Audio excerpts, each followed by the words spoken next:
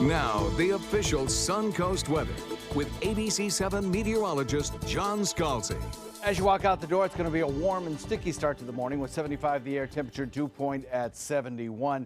And a south wind component, southeast wind, bringing us the humidity across the region. Temperatures generally in the low 70s in inland areas.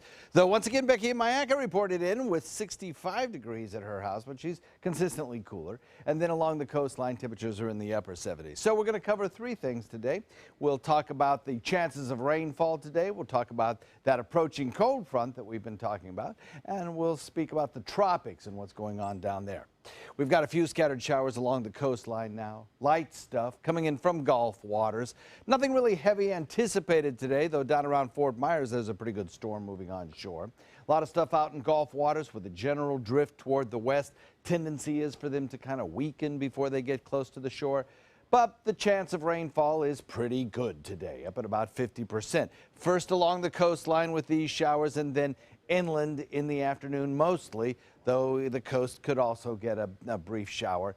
We'll look for the heaviest of the rain to probably fall in inland areas today, similar to yesterday. We had a frontal boundary which we were hoping would bring us some drier air, at least for a brief period of time earlier on this week.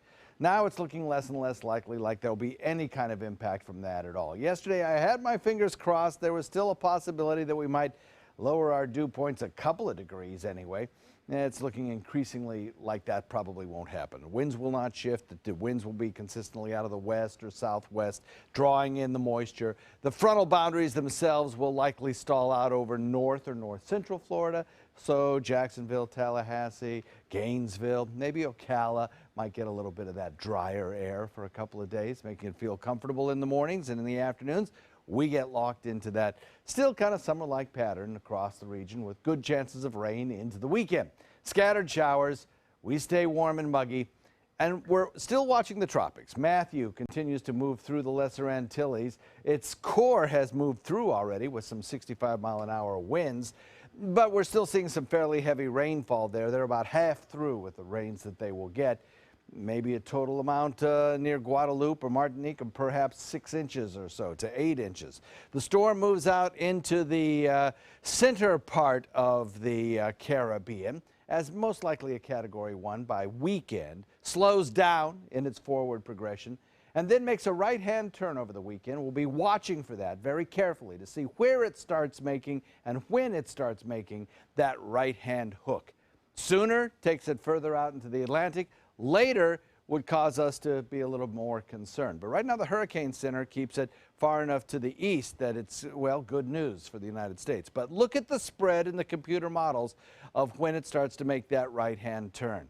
So with time, it looks like we'll probably hone in on a solution that keeps it along the eastern seaboard, but it's still a little early to give it the all clear. And in a day or two, I think we'll have a much more confidence in the forecast track. But it's looking better and better for the state of Florida anyway. Southwest wind at about 10 knots will bring you a light chop with 2-foot seas. And the official Suncoast forecast keeps us warm, humid, and a little bit wet as we head into the weekend. Don't forget to watch those tropics over the weekend.